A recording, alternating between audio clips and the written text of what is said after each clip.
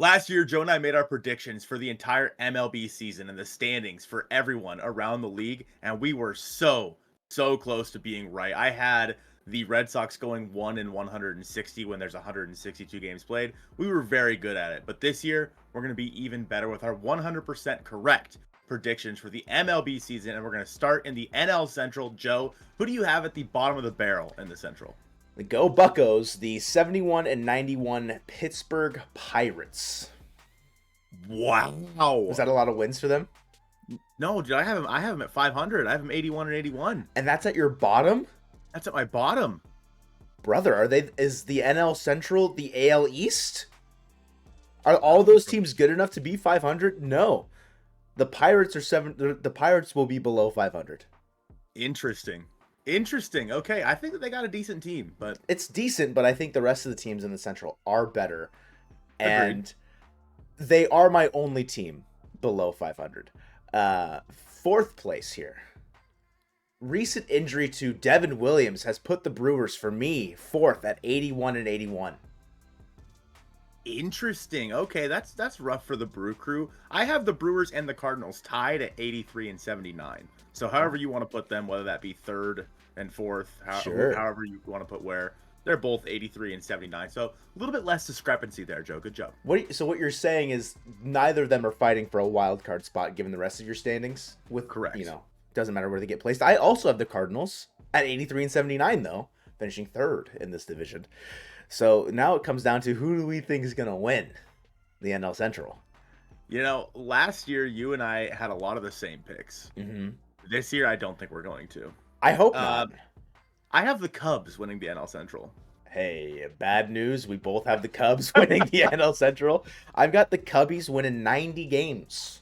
90 and 72. Yeah, you too? Same. I've liked what I've seen out of Imanaga. I think getting Bellinger back is good. I think Michael Busch might be an underrated pickup for them. It seems like someone that could fit into their, just a productive MLB bat. I think guys will take steps forward, people that are progressing. So I like the Cubs roster. I probably, would have had the Reds winning it if Noelvi Marte didn't get suspended. Low key. Yeah, I think that's a really good point. I think that PCA for the Cubs is going to be a good guy for them later on this season. I think that Nico Horner is going to take another step this year, and Dansby is going to be the cornerstone over there for this team at the top of that lineup. So let's move on to the NL East, Joe. I think we all know who's at the bottom here. Yeah, and it's got to be the Nationals. It's the Washington Nationals at 67 and 95. Is that a lot of wins? No, dude, I had them at 75 and 87. Bro, what? The Nats are a decent team. I guess. They'll be okay. I don't think they've got enough legs to get over 70 wins. I mean, in that division. So, did you have the Marlins over 500? No. Me neither. I had them 78 and 84. I had them 80 and 82, and they're fourth in the division for both of us, it sounds like. Yeah. So, who do you have third? I have the New York Metropolitans at 86 and 76. Oh, I also have the New York Metropolitans at 82 and 80. See, I don't know why.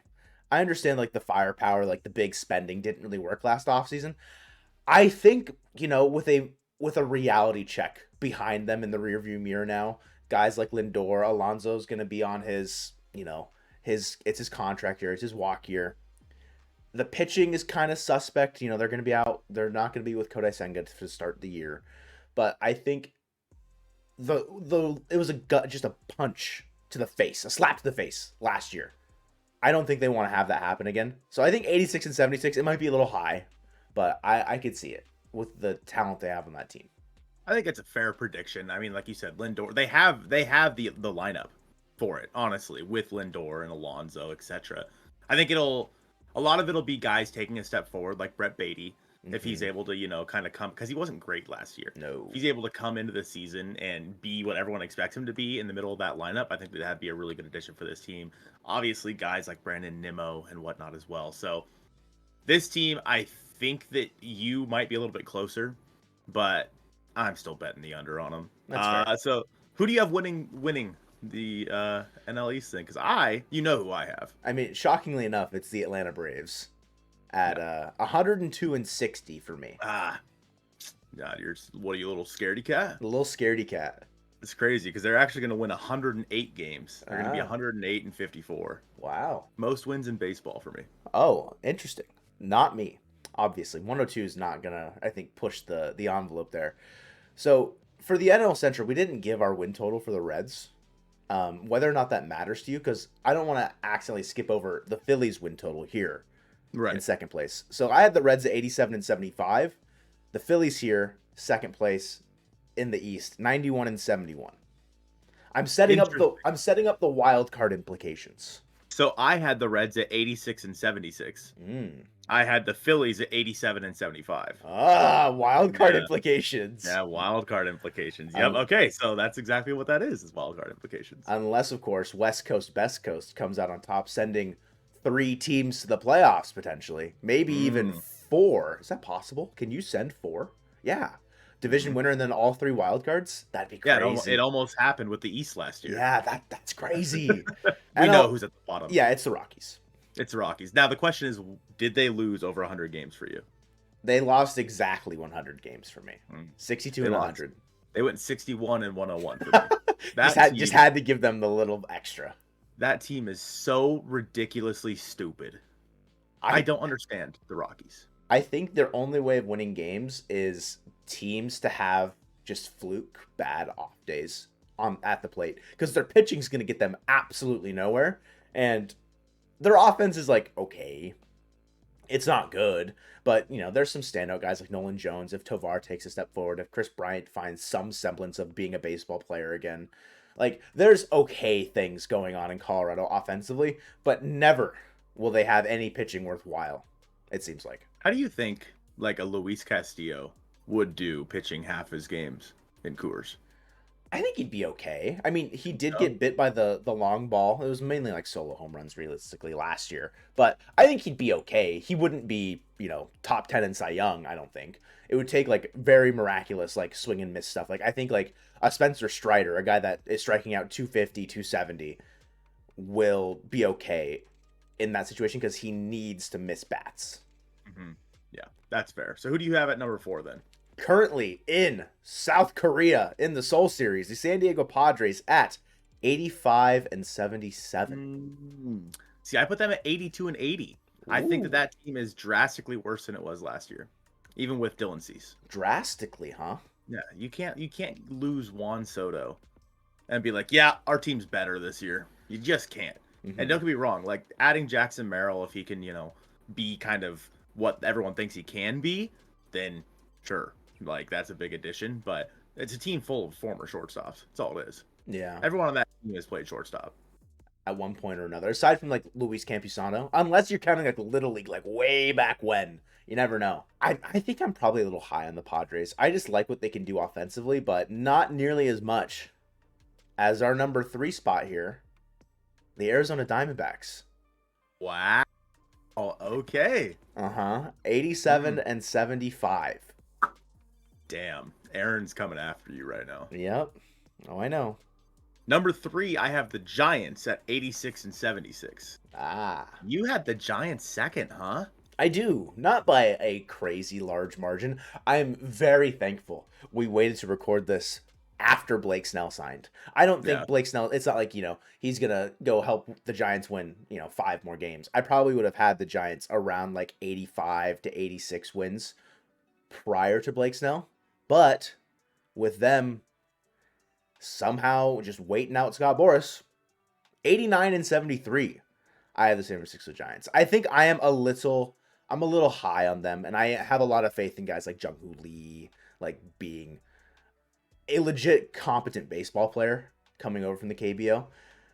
So it's a little risky, but I like what they've got pitching wise. I like their offense a decent amount, but I know there's definitely holes in that team where I think the Diamondbacks might have a more complete roster, but less of a not as high as a ceiling, if that makes sense. Diamondbacks have the higher floor for sure. I think that you're right. If Matt Chapman can kind of come back into form for the Giants, and obviously depending on when Robbie Ray comes back and how he looks for them as well, Kyle Harrison in that rotation as well as Blake Snell now, I think that overall, the Giants do have a very good team where when they can go, they can become a very streaky team. This is a team that can all of a sudden rattle off like 8, 9, 10 wins in a row just randomly if they're all running on the same cylinders. With that being said, though, I have the Diamondbacks at 89 and 73 in second place, so the win totals are the same. Yeah, but I do have the Diamondbacks up there. Now that does also kind of hinge on what's going on with Eduardo Rodriguez. true. Because obviously he was a big addition to that team this offseason, and at the time of recording this, we haven't heard much about it. So, there's a possibility this could change. I think that the Diamondbacks still could use, maybe one more bat in that lineup, whether that just be a bench guy or what have you. Overall, I think this Diamondbacks roster is very, very good, but you kind of swayed me towards the Giants. I'm still going with the Diamondbacks. I'm still going with the Diamondbacks in second place, but the Giants are up there. I think out of all the teams in the National League, I'd say Dodgers, Giants, Diamondbacks, Padres. Padres maybe not so much because you're talking about like Juan Soto. Like at least the first three, the best off seasons in the entire National League. Like Yeah. pretty safely because they did the most with what they had, I'd say. And like, Yeah. I mean, obviously you can't discount getting Shohei Ohtani on the Dodgers. My entire MLB league, win total, they're the winners here. 113 and 49. My God. Let's just get crazy. 113, Let's dude? get crazy. They have a really good roster. I still think the Braves are better. I have the Dodgers at 105 and 57. Yeah. Last year, I didn't have any teams winning 100 games. Now you This got year, two. I've got two. Yeah. I think I am going crazy. I am, Shohei Ohtani pilled. Betts and Freeman are going to both hit above 300 again. James Outman's going to take a step forward. Like Gavin Lux isn't going to be awful at baseball, which looks like he's kind of showcased in spring, at least defensively. Like there will be, I don't think this team has so few holes that the only thing that's going to stop them is injuries. Like Gavin Lux was just hurt last year, man. Oh, I Poor know. guy. I know. He's awful at baseball. Poor guy. He's been awful defensively. Did you not see That's Dave true. Roberts shaking his head at the defensive miscues in that infield? Like last year, they were starting Miguel Rojas at shortstop. I'm pretty sure. I think so. I don't know if that's true or not. I could be speaking out of my ass. But yeah, 113 wins. Kind of crazy. That's a lot of freaking wins and nearly matching the Mariners record from 2001. But they live to see another year. 2024 standings, Joe. Uh-huh. For the AL Central. Huh. Why do you have the White Sox at the bottom? Because they're just they are worse. They are worse as a team than Gavin Lux is at baseball. Like they are so bad. I think they're my worst team. Yeah? Yeah. They're my second worst. 56 and 106. Wow. Yeah, really bad. That pitching staff is non-existent, so I get it. But yeah, I have them at 69, nice. And 93. Just a little above the Rockies as a team that is looking at trying to get the top draft pick in 2025. Sure. I think that obviously, they lost a lot of guys, including, of course, Dylan Cease. I think that the White Sox are a team that just need to make up their minds. Are you buyers or are you sellers? And Chris Getz. No, not Chris Getz. Who's the owner? Oh, the owner, no idea. But Chris Getz has been putting in the work this offseason, trying to retool. Jerry Reinsdorf? Joseph. Uh-huh. Jerry Reinsdorf was born February 5th, 1936. He's the owner. He's ancient. This man, if he wants to see a winning ball club by his 100th birthday, he better get out there and do something. I don't know because if he physically can, but he's going the wrong direction. He's got all this money. Just give it to Chris Getz to go do stuff. It's a battle between the White Sox and the Rockies for who is the most confusing team in baseball. Because the Rockies obviously, let Nolan Arenado go, sign Bryant to a big deal. It's like, what are you guys doing? The White Sox, they're keeping guys like Eloy and guys like Luis Robert and whatnot, but then not going out there and adding to their team and trading guys like Dylan Cease. Why are you even trying to be competitive? If you're gonna tank, just tank. And the White Sox, they're not even gonna be able to get the first pick in the draft because they're just not tanking. They're gonna be like, the Rockies can have it. We'll take pick number 2. I think realistically, this is another deadline team where like Eloy, Robert, like maybe I don't know if I want to throw Andrew Vaughn into that, but like maybe more like like a Gavin Sheets type, could be on the move. Yeah, this team is down horrendous. You're gonna be mad at me for my 4th spot here. The Kansas City Royals at 76 and 86. He just doesn't want to listen to me. You don't deserve to have me listen to the rest of what you have to say. You don't, but because I'm a professional, I'm gonna listen. I like Bobby Witt Jr. Offensively, that's kind of the end of the tools for the Royals offensively. Like Vinny Pasquantino is a big question mark because of the injury history. I like what they added to their pitching. They play very competitive baseball. We found that out the hard way in August, right? But they're one more year away. I think next year could be, if they added another piece or like another guy like steps up, could be big. Like adding Lugo, adding Waka, like great. But they're still one more year away from me. Yeah, and with Cole Ragans on that team as well, like their pitching staff is solid. But you're right, the offensive side of things with Bobby Witt, obviously, who knows how much Salvi Perez has left in the tank. I have the Tigers in 4th at 81 and 81. That's a team that I think is 1 year away. Interesting. So I think that they, obviously the loss of Miguel Cabrera wasn't huge because he wasn't great for them last year. But I think that guys like Spencer Torkelson will take the next step. But I still think they need to add to their pitching staff a little bit.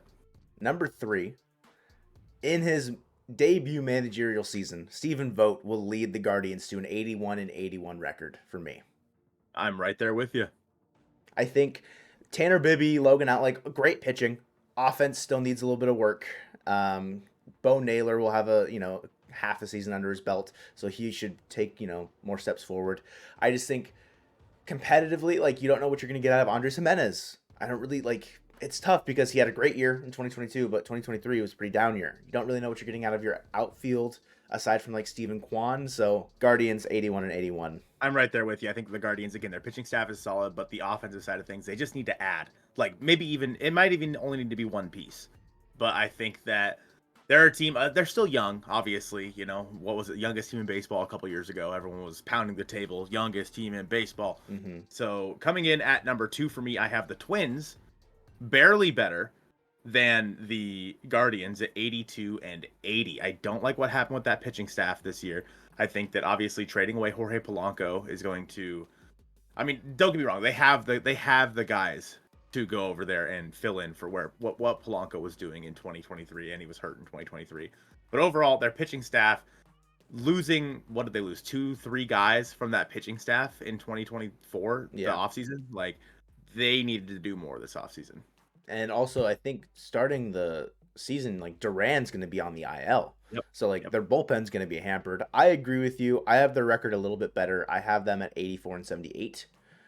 But offensively, I think if Correa is back and, like, Royce Lewis gives you a full year, I think you'll be okay. But you're mocking me because we swapped our 1st and 4th spots here. Yep. Yeah, we did.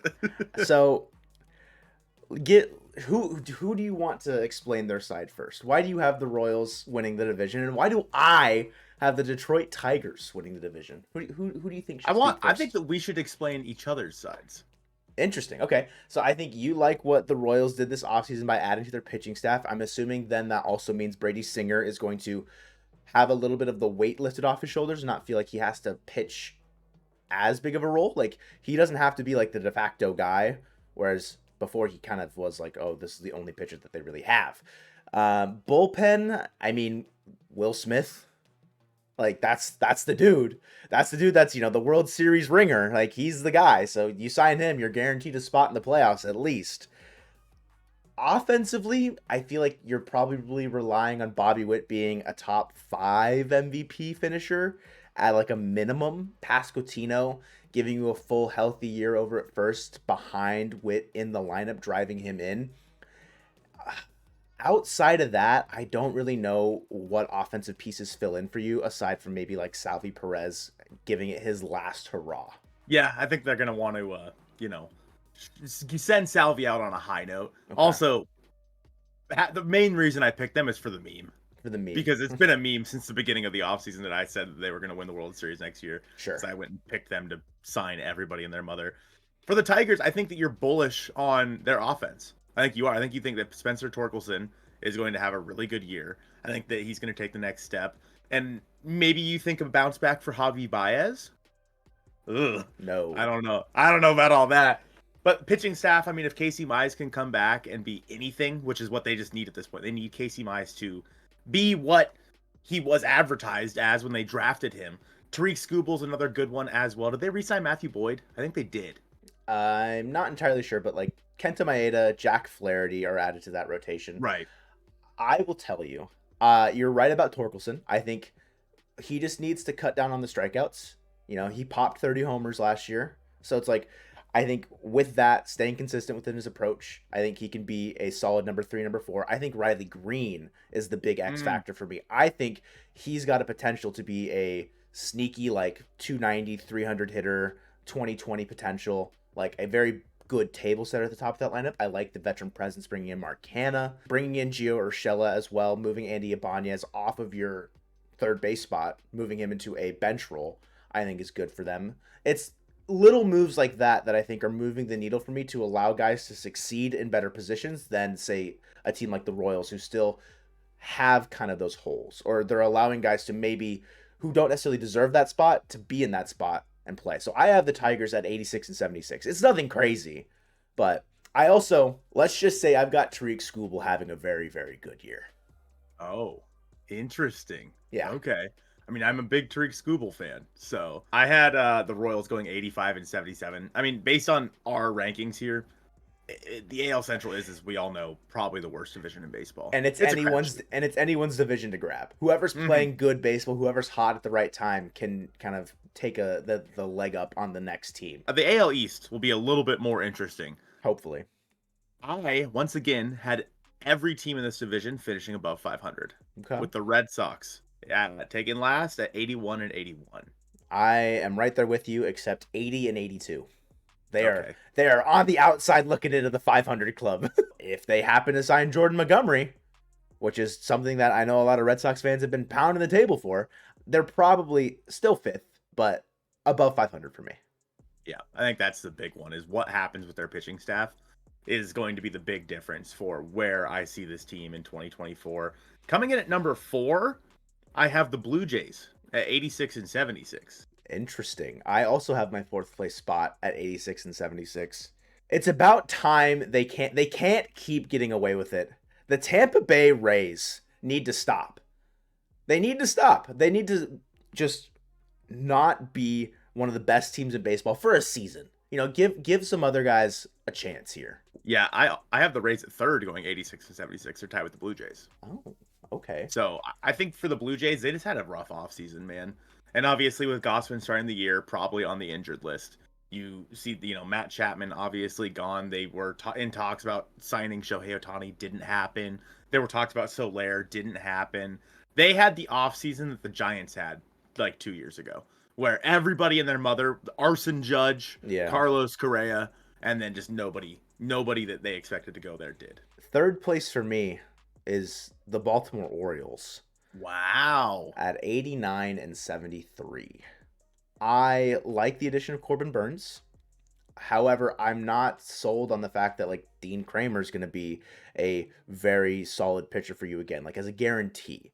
I think the offense is probably taking potential steps forward, but there's going to be growing pains. I can't guarantee that Colton Cowser and Jackson Holiday and Kobe Mayo, if they're all playing, are going to be 100% guaranteed productive and like MLB producers. Like, it's just, I don't want to fall into that trap for me. And I could be wrong. I could be wrong. They could win 100 games again and be the best team in the AL, which is probably where a lot of people might have them. But I have the Orioles at 89-73. I think also not having Felix Bautista at the back of the pen is going to be a big miss for them. Kimbrel and Cano are fine, but definitely not Bautista. Yeah, that's fair. I adding Corbin Burns does a lot for me. And I think once Jackson Holiday does come up, because feels inevitable that he'll be up at some point this season, if not to start the year. Yeah. I think that this team is going to go to the next level. And I have them winning 93 games at 93 and 69. So obviously a little bit worse than they were, right? They won like 96 last year, didn't they? The Orioles? Or no, they won 100. They won, yeah, they were over 100. Yeah, so I have them going 93 and 69 this year, only because I think that the American League's going to be a little bit more competitive in 2024. But I think that the addition of Corbin Burns is the reason that I put them higher than I would have otherwise. I think that because the Yankees did so much, I do have the Yankees winning the division at 94 and 68. Wow. Interesting. So yeah, my second place team is the Blue Jays at 90 and 72. I think Vlad had a very down year last year. MLB The Show cover curse aside, I want Vlad to be successful. Baseball is better when Vlad Jr.'s hitting 340 bombs. Like, baseball is just a better sport. Nepo babies aside, like, I want him to be good. I think I probably have the ideal situation going on for the Blue Jays.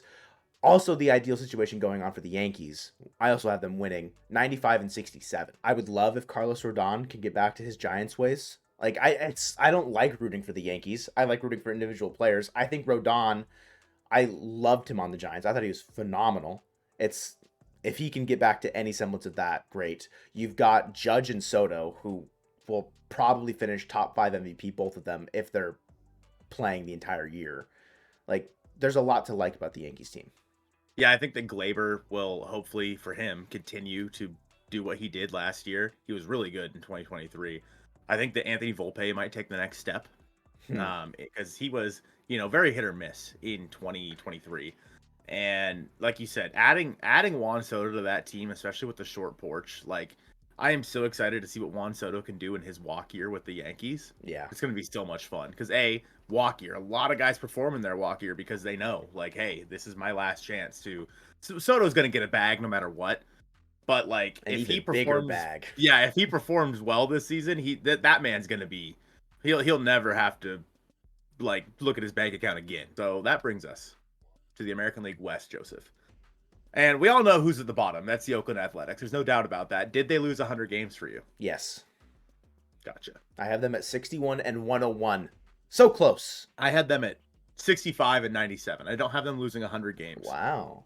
I know. Opening day starter Alex Woods really pushing the needle for you, huh? JD Davis MVP, baby. Yeah. Like number 4, I think, is also probably pretty similar for us. I have the Angels. I have them going 80 and 82. I don't have them being like terrible, but I don't have them anywhere close to winning the division. It is a 3-horse race. Like there's a clear top 3 in the West, a clear bottom 2. I have the Angels at 77 and 85. I think you might see some growing pains from their young guys this year. Pitching staff is kind of but Trout, if he's healthy, I could see this pushing closer to like 80 and 82 like you're saying, but yeah, I'm not in love with that Angels team. You know what team I'm really not in love with, Joe?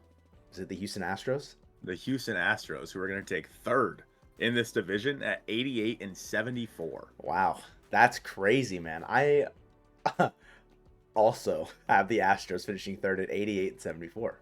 Perfect. Yeah, copycat. Very cool. Very, very cool, Kanye. I think the injuries to the rotation is a big one. Obviously, no Verlander to start the year. Urquidy is, we still don't know what's going on with him for the most part. Sounds like he might avoid surgery. But, I mean, when you have Framber, Christian Javier, who's been very hit or miss, and obviously, JP France, we'll see what they get out of him. Mm-hmm.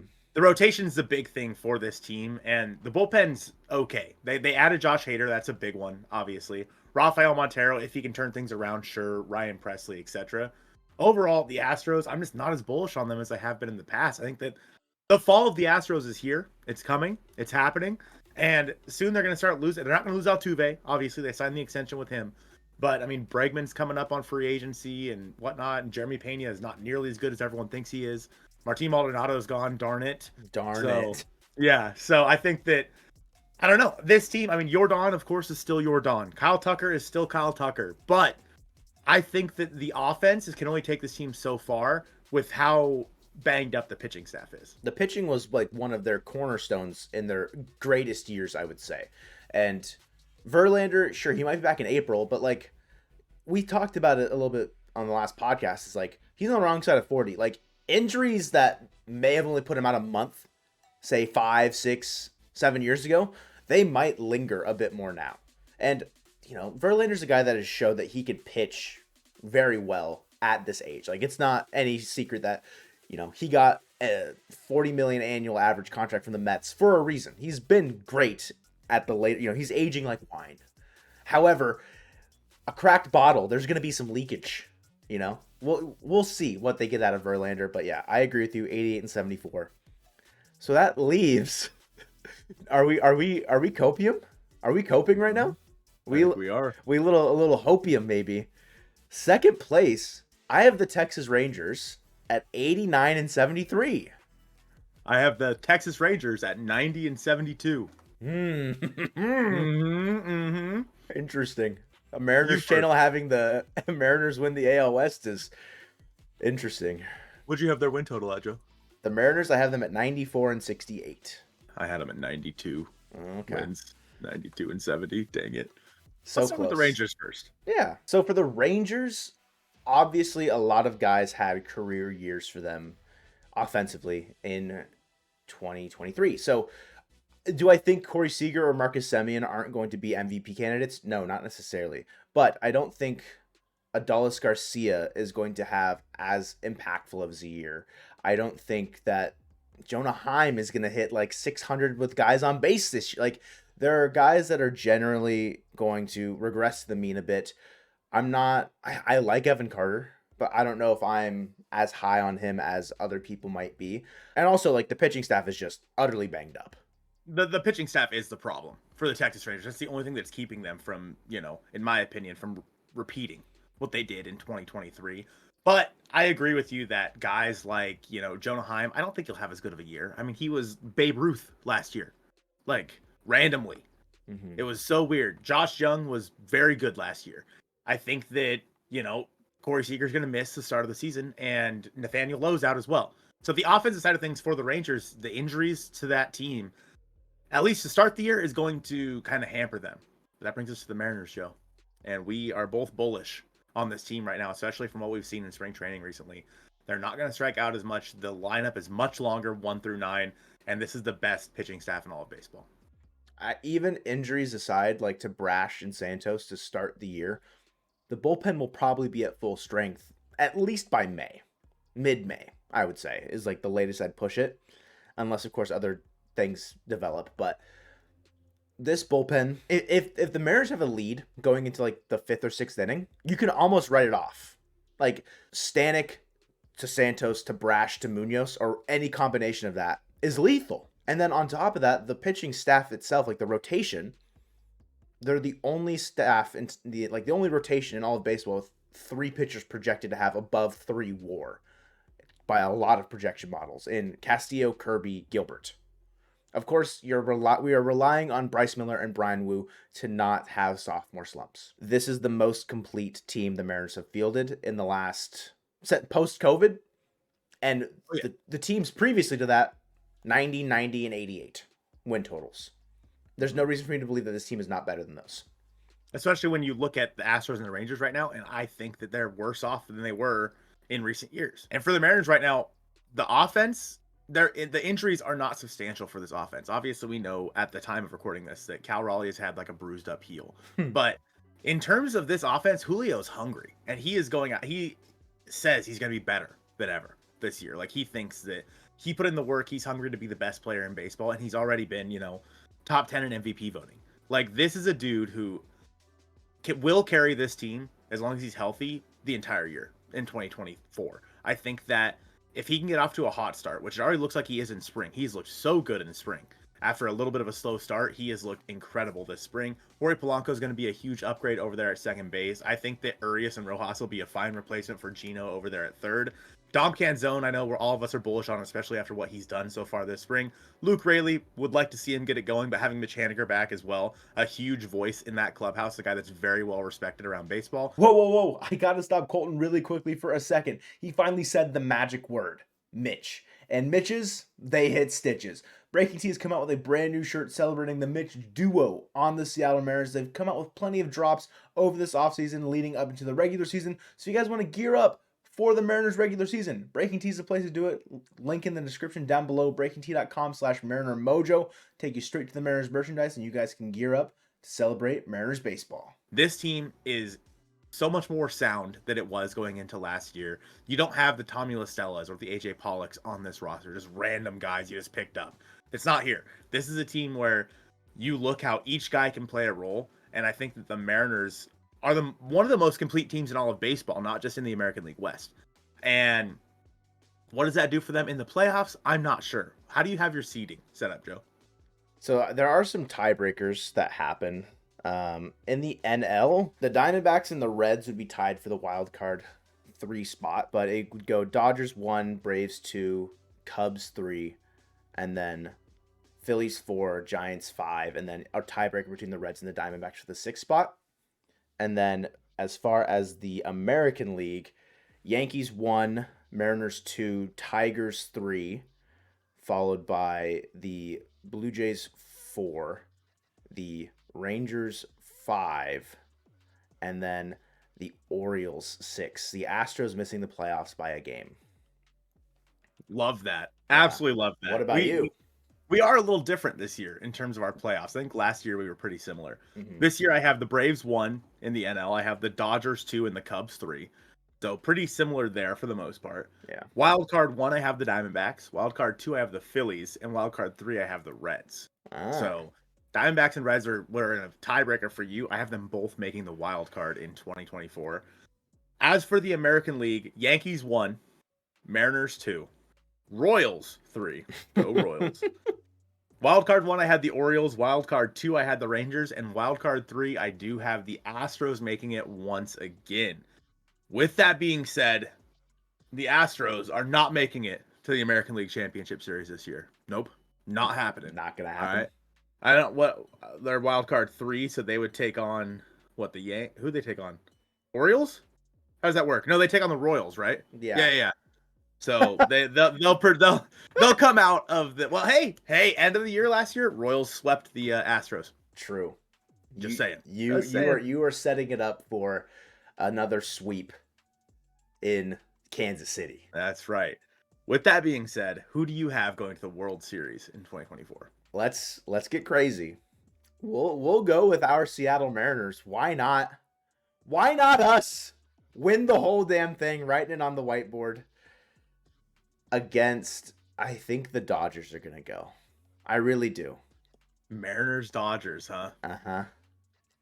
I have the Mariners losing in the championship series to the New York Yankees. Ooh. And the Yankees go to the World Series versus the Braves, and the Braves win it in 5. I don't know if I want to say who. So it'll be hard to beat either the Dodgers or the Braves in the World Series. So to be the guy that has the Mariners make the World Series and then lose is not a great look for me. At least they finally made it. At least they finally made it, I guess. If the Mariners make the World Series and lose this year, like, I don't care. Well, I mean, I care, but like, wow. Hell yeah, bro. Okay. Like, they did it. They finally did it. Finally, the last team to make the World Series in baseball finally did it. Okay. I don't feel Just as say bad. they win. I don't feel fine. You know what? Mariners win in 6. You heard it here first, boys and girls. The Seattle Mariners are winning the World Series. We appreciate you guys watching our predictions for the MLB in 2024. Now check out this video. I don't know what it is. Watch it. Go Mariners.